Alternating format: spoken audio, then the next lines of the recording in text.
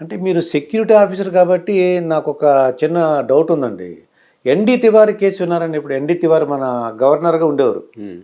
అప్పుడు ఏంటంటే ఎవరైనా విజిటర్ వచ్చినప్పుడు మీరు అడుగుతారు, మీకు ఏ పర్పస్ మీద వస్తున్నారు ఏంటని. ఆయన గురించి ఒక కొంతమంది అమ్మాయిలు వచ్చారని, ఏదో అసాంఘిక కార్యక్రమాలు జరిగినాయని, ఆంధ్రజ్యోతి పేపర్లో మర్నాడు ప్రకటిస్తామని చెప్పి రేపు రాబోతుందని చెప్పి ఫోటో వేశారండి. అంటే మీలాంటి వాళ్ళు ఆఫీసర్ ఉన్నారనుకోండి, ఇది ఏమంటే గవర్నర్ గారు అంటే అంతకుముందు 2-3 సార్లు వెళ్ళే ఉంటారు.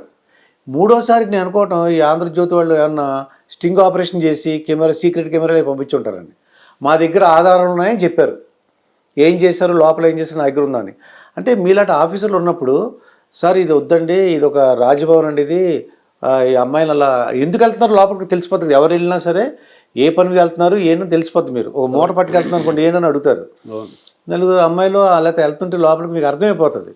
అంటే చెప్పుండ్రంటారా ఆ ఆఫీసరు, సెక్యూరిటీ ఆఫీసరు? చెప్పుంటాం అంటే సెక్యూరిటీ ఆఫీసరు వాడికి తెలియాలి ముందు వచ్చిన మనిషి ఎవరు. అవును, నలుగురు అమ్మాయిలు వెళ్ళి లోపలికి వెళ్తుంటే అమ్మాయిలంత మాత్రం పనికినాలో ఏముందండి, కొద్దిగా అర్థమైపోద్ది కదా సార్. కొద్దిగా ఏమర్థం అవుతుంది, మనిషిని చూడగానే ఏమర్థం అవుద్ది. లోపలికి వెళ్ళి ఒక గంట సేపు ఉండటమో లేకపోతే ఎక్కువసేపు ఉన్నా అంటే అర్థం అవుతుంది. తనకు ఎన్‌డి తివారీకి చాలా బ్యాడ్ క్యారెక్టర్. అక్కడ యూపీ ముఖ్యమంత్రిగా ఉన్నప్పుడే చాలా బ్యాడ్ క్యారెక్టర్.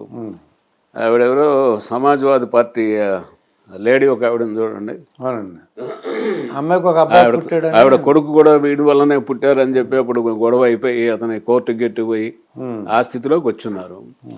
జనరల్గా ఇప్పుడు సెక్యూరిటీ ఆఫీసర్కును మెయిన్ విఐపికి గవర్నర్ కానివ్వండి సీఎం కానీ ఎవరైనా వాళ్ళిద్దరికి ఉండేటువంటి సంబంధాన్ని బట్టి ఈయన మాట ఎంతవరకు ఆయన వింటాడు, చెప్పగలుగుతాడా, ఇతను ఆ ధైర్యం ఉందా అనే దాన్ని బట్టి ఉంటుంది వచ్చిన వాళ్ళది.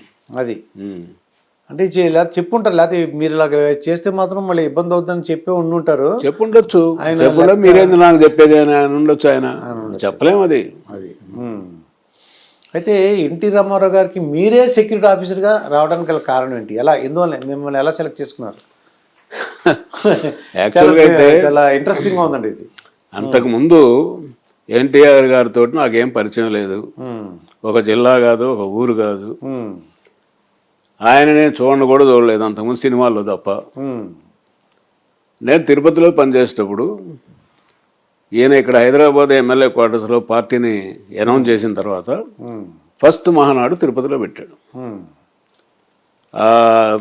తిరుపతికి చంద్రగిరి అంటున్నా తిరుచానూరుకి మధ్యలో అప్పుడు ఓపెన్ ప్లేస్ చాలా ఉండేది, ఇంత ఇళ్ళు గిళ్ళు అన్నీ రాలేదు. అక్కడ మీటింగ్ పెట్టాడు. నాదన్ భాస్కరరావు ఆయన చైతన్య రథం మీద కూర్చొని తిరుపతి యూనివర్సిటీ గెస్ట్ హౌస్ నుంచి బయలుదేరారు. అప్పుడు లక్షల మంది జనం అండి, అసలు అప్పుడు ఫస్ట్ టైం కదా. ఏం చేయాలా, బందోబస్తు, మనం పోలీసులు లేరు అక్కడ. ముందే 4 పోలీస్ స్టేషన్లు ఉన్నాయి, తిరుపతి, రేణుగుంట, అలిపిరి, అవి అన్నీ. అంతా 100 మంది పోలీసు వాళ్ళు ఉంటారు. ఏమవుతారు బాబు అని అప్పుడు మా ఎస్పీ, ఆయన పేరు ఎందుకు అనుకోండి, ఆయన అడిగి, సార్ ఆర్మడ్ ఫోర్స్ కావాలి, లక్షల మంది జనం వచ్చేటట్టున్నారు అంటే, ఏంటయ్యా నీ ఫోర్స్ తోటి నువ్వు మేనేజ్ చేసుకో, ఏం చేసుకుంటా నాకు అనవసరం. ఆఫ్టర్ ఆల్ ఆయన ఏంటి సినిమా యాక్టరు, నేను అపోజిషన్ డైరెక్టర్ కూడా కాదు కదా, ఎందుకు బందోబస్తు ఇవ్వాలని. నేను మన లెక్చరర్గా పనిచేసిన బ్యాక్గ్రౌండ్ కాబట్టి మంది నేను ప్రతిదీ తేలిగ్గా తీసుకోనండి, నా మనస్తత్వం అది. ఏంటంటే మీరు మాట్లాడేది ఆయన కోసం కాదండి బందోబస్తు పెట్టేది, జనం కోసం అండి. కొత్త సినిమా రిలీజ్ అయితే ఎందుకు పెడతామండి బందోబస్తు, జనం తొక్కిసలాట లేకుండా, స్టాంపీడ్ కాకుండా, దొంగతనాలు జరగకుండా పెడతామండి. లక్షల మంది జనం వస్తాయేమో కూడా, నాకు పోలీసు కావాలంటే నువ్వు ఆఫ్టర్ ఆల్ ఆయన ఇదే అంటావు అదంటావు. సినిమా యాక్టరా, అపోజిషన్ లీడరా, ముఖ్యమంత్రి అనవసరం, జనం లక్షల మంది వస్తున్నారు, వాళ్ళ సేఫ్టీ మనం చూడాలంటే నీ ఇష్టమే ఏమైనా చేసుకోవాలని మాట్లాడాను. సరే, ఇంకా అప్పుడు ఫస్ట్ టైం ఆంధ్రప్రదేశ్ పోలీస్ చరిత్రలో రోప్ బ్యారికేడింగ్ అనేది స్టార్ట్ చేసింది నేను. తాళ్ళు పట్టుకుని ఉంటారు, అదే ఫస్ట్ స్టార్ట్ చేసింది నేను, అంతకుముందు లేదు అది. ఒక 5-6 నైలాన్ తాళ్ళు కొనుక్కొచ్చేసేసి ఈ వ్యాన్ పోతా ఉంటే అటుపక్క 2 కానిస్టేబుల్ తాడు పట్టుకొని, ఇటుపక్క ముందు వెనక, అది వాళ్ళ ముందు నేను నడుచుకుంటా, అది టీచర్ కెపాసిటీ చేసేసి కెపాసిటీ. అప్పుడేంది 33-32 ఏళ్ళు ఉన్న వయసులో ఆ జనాన్ని నెట్టుకుంటూ యూనివర్సిటీ గెస్ట్ హౌస్ నుంచి తిరుపతి అవుట్స్కట్స్కి వచ్చేటప్పటికి నేను అలసిపోయా పూర్తిగా. సన్నటి వర్షం పడతా ఉంది. అప్పుడు మీటింగ్ దగ్గర పోయిన తర్వాత బివి మోహన్ రెడ్డి, ఆయన కర్నూలు, ఆయన కూడా ఉన్నాడు కదా, సార్ నాకు బాగా తెలుసు సార్ నరసయ్య గారు ఇక్కడ డిఎస్పీ గారు, నేను పిలుస్తాను సార్, థ్యాంక్స్ చెప్పండి సార్ అంటే, పిలువు అన్నాడు ఆయన. నాకు మనిషిని పంపించి చెప్పాడు, నా డ్యూటీ నేను చేశానయ్యా, స్టేజ్ మీదకి నేను వచ్చేది ఏంది, నేను రాను, నాకేం థ్యాంక్స్ అక్కర్లేదు అని చెప్పి దాన్ని సున్నితంగా తిరస్కరించారు.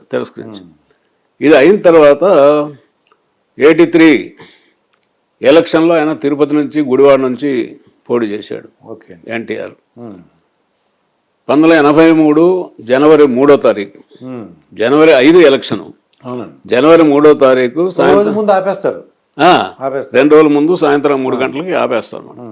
ఆ రోజు ఆయన తన ఎన్నికల ప్రచారానికి యాజ్ ఏ క్యాండిడేట్గా ఆయన తిరుపతి వచ్చాడు.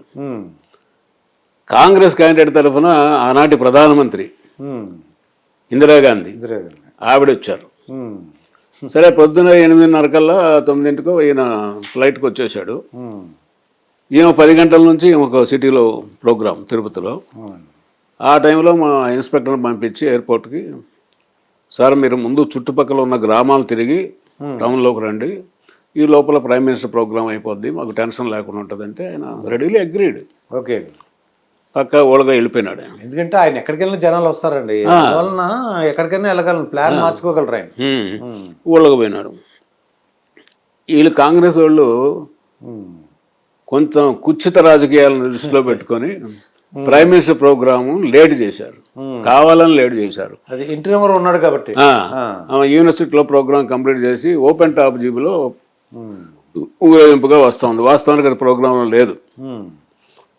సరే కొంత దూరం వచ్చిన తర్వాత మీకు తిరుపతి ఐడియా ఉందిగా, భీమాస్ హోటల్ ఉందా, ఆ Bhimas hotel road common point అనమాట. అటు నుంచి ఆవిడ వస్తుంది, ఇటు నుంచి ఈయన వస్తాడు. అక్కడ రైల్వే గేట్ ఉంది. ఇద్దరు ఎదురుపడ్డారు అనుకోండి, ఇప్పుడు పెద్ద ప్రమాదం కదా. అప్పుడు ఆయన అక్కడ వచ్చి వెయిట్ చేస్తా ఉంటే నేను పోయి ఫస్ట్ టైం ఆయనతో మాట్లాడటం, sir prime minister on the way, మీ ఇద్దరికి కామన్ రోడ్డు ఉంది, ఆ కామన్ రోడ్డు దాటేంత వరకు మీరు కైండ్లీ వెయిట్ హియర్. ఎంత మ్యాగ్నానిమస్ అండి మనిషి. Okay young man, no problem, I will wait here, prime minister is prime minister, we must give utmost respect to the prime minister. ఈ రోజులు ఎవడు నన్ను అడగమనండి ఆ మాటలు, వాతో నాకెందుకే, ముందు నేను పోవాలంటాడు. అవునండి, అంత గొప్ప మనిషి అండి ఆయన. వెయిట్ చేశాడు. ఈ కామన్ రోడ్డు దాటిన తర్వాత ఎలవ చేసాము. ఈయన మీటింగ్ ఏమో మున్సిపల్ ఆఫీస్కు బ్యాక్ సైడ్ పెట్టాము. ఓకే, ఇందిరాగాంధీ గారి మీటింగ్ ఏమో అలిపిరి కొండ కింద ఒక హై స్కూల్ ఉంది, హై స్కూల్ గ్రౌండ్లో పెట్టాము. ఈయన ఎన్టీఆర్ ఊళ్ళోకి వచ్చాడు, అప్పుడు Chandrababu Congress minister. Okay, Indira Gandhi meeting Indira Gandhi meeting organise చేస్తుండే ఆయన. ఒక 10-12 వేల మంది జనం ఉన్నారు ఆయన మీటింగ్లో. ఎప్పుడైతే ఎన్టీఆర్ ఊళ్ళోకి వచ్చాడని చెప్పి తెలిసిందో ఆడవాళ్ళు మగవాళ్ళు కాంపౌండ్ వాళ్ళు దూకి గందరగోళంగా పరిగెత్తడం మొదలు పెట్టారు ఈ ఇంటర్వ్యూ చూద్దామని, ఈ మీటింగ్ రావడానికి. అట్లా జరిగిపోయింది. అది 85లో ఎలక్షన్ అయిపోయింది, రిజల్ట్స్ వచ్చినాయి. ఈయన 9వ తారీఖు ఏదో ప్రమాణ స్వీకారం చేశాడు. చేసిన తర్వాత ఏదో ప్రోగ్రాంలో తిరుపతికి వచ్చాడు ఆయన అఫీషియల్గా, సీఎంగా. నగరి దగ్గర ఫాదర్ కుప్పం అనే విలేజ్ ఉంది. అప్పుడు ఏదో ఎస్సీలకు వీళ్ళకి ఏదో గొడవలు అయినాయి. ఓకే, ఆ నైట్ ఈయన మెడ్రాస్ పోవాలి.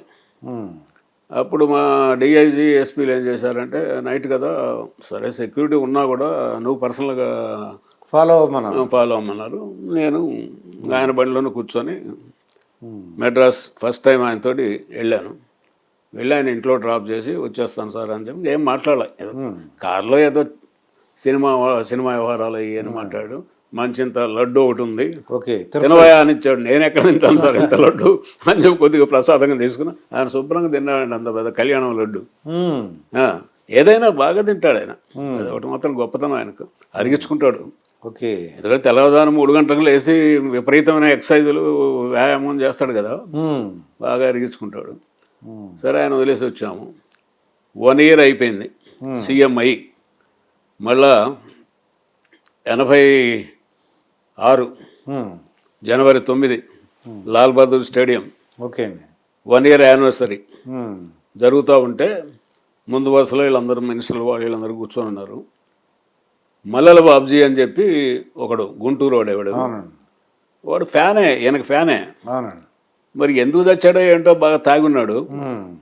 ఒక చిన్న కత్తి కూడా చాకు లాంటిది ఓకే తీసుకొచ్చి ఆయన స్టాప్ చేయడానికి ప్రయత్నం చేసి అది ఈయన చెయ్యి అడ్డం పెట్టుకుంటే ఇక్కడ పడింది.